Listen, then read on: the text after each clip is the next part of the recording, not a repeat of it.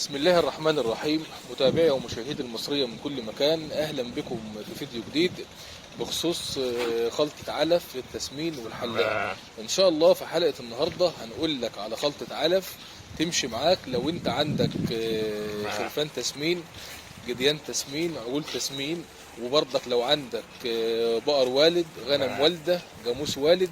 إن شاء الله الخلطة تمشي معاك للتسمين وتمشي للآنية والحلاب. يعني معدلات التحويل بتاعة الخلطة اللي هنقول لك عليها كويسة، وبرضك معدلات التحويل والإنتاج بالنسبة للبن بتاعة الخلطة كويسة من حيث البروتين والطاقة والألياف. ان شاء الله الخلطة ديت هتبقى عبارة عن 1 طن. اللي عايز يزود واللي عايز يقلل هيشتغل بنفس الكميات وبنفس الخامات وبنفس المقادير، بس هيزود لو عايز يزود وهيقلل لو عايز يقلل. طبعا برضه كلنا عارفين ان الحاجة اي غنم او اي مواشي تمام في بداية تربيتها وهي صغيرة بتبقى عايزة نسب بروتين عالية او نسب بروتين مظبوطة. وطبعا ولازم نخلي بالنا ونعرف ان الحاجة الزيادة عن اللازم بتجيب مشاكل، وبرضك لو هي قلت بتجيب مشاكل. يعني لازم تظبط نسب البروتين ونسب الطاقة ونسب الالياف، والخلطة بتاعتك تكون متوازنة. الخلطة بتاعتك تكون متوازنة. ليه؟ لان الزيادة في البروتين او الطاقة او الالياف بيجيب مشاكل، وبرضك لو انت قلت منهم في عمر معين بيجيب مشاكل. يبقى لازم تاخد بالك ولازم تعرف النسب، ولازم تعرف في كل كيلو وفي كل خامة نسبة البروتين اللي فيها قد ايه، والطاقة قد ايه، والالياف قد ايه، عشان تعرف تصنع وتعمل خلطة علف على ايدك. ديت حاجات اولية الف ب لازم تكون عارفها، لان مش اي حد يعمل خلطة علف على ايده، ومش اي حاجة احطها على اي حاجة تبقى خلطة علف. لا، ده بتبقى بنسب وبمقادير، وممكن تزود حاجة او تنقص حاجة تضر نفسك. فالمفروض عليك كمربي تبقى عارف الذرة فيه طاقة وبروتين قد ايه، والصويا نفس القصة، والردة نفس القصة. اي خامة المفروض تبقى عارف فيها نسبة بروتين قد ايه، وطاقة قد ايه، والياف قد ايه، وايه اللي ينفع اضيفه مع ايه يديني حاجة كويسة. تمام. انا النهاردة ان شاء الله هنقول لك على خلطة علف كويسة من حيث نسبة البروتين والطاقة والالياف. تبقى عبارة عن 1 طن. هات ورقة واكتب ورا مني سريعا كده بس عشان ما اطولش عليك. ان شاء الله هنحط في الخلطة بتاعتنا 600 كيلو ذرة. 600 كيلو ذرة، ذرة ابيض او اصفر عادي. تمام. عشان برضك في ناس هتقول احنا عندنا ذرة ابيض، وفي ناس هتقول عندنا ذرة اصفر. ذرة ابيض او اصفر عادي، ويفضل الاصفر لو متاح الاتنين عندك. تمام. وهنحط 150 كيلو كزب فول الصويا. ما تحطش الحباية كاملة، يعني ما تحطش الحباية كاملة، غلط.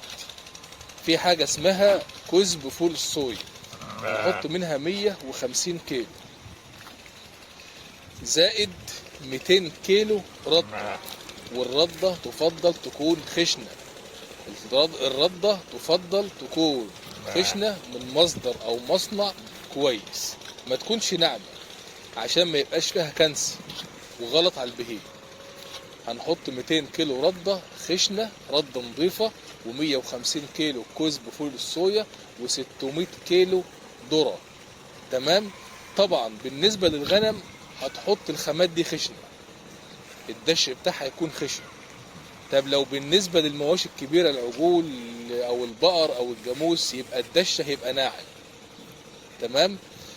يبقى كده معانا 950 كيلو. ال50 كيلو الباقيين اضافات بيطرية، اضافات بيطرية، عشان لو انت موقف الحاجة على علف فقط لا غير، يعني مادة ملقة ومادة مركزة بس من غير ما ترعى في الاراضي، يبقى لازم تحط اضافات بيطرية عشان الحاجة اللي هي ناقصاها تلاقيها في العلف او تلاقيها في الخلطة ايه اللي انت عاملها. الاضافات ان شاء الله هتبقى عبارة عن 50 كيلو. 50 كيلو منهم فيتامينات واملاح معدنيه وخميره حيواني ومضاد سموم وكربوناته وبودره بلاط وملح طعام. طب عايزين نعرف النسب.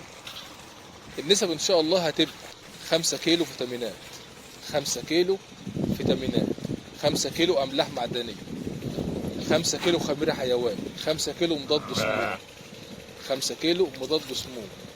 عندك هتحط كربوناته وتحط 15 كيلو، 15 كيلو بودرة بلاط، وهتحط 10 كيلو ملح.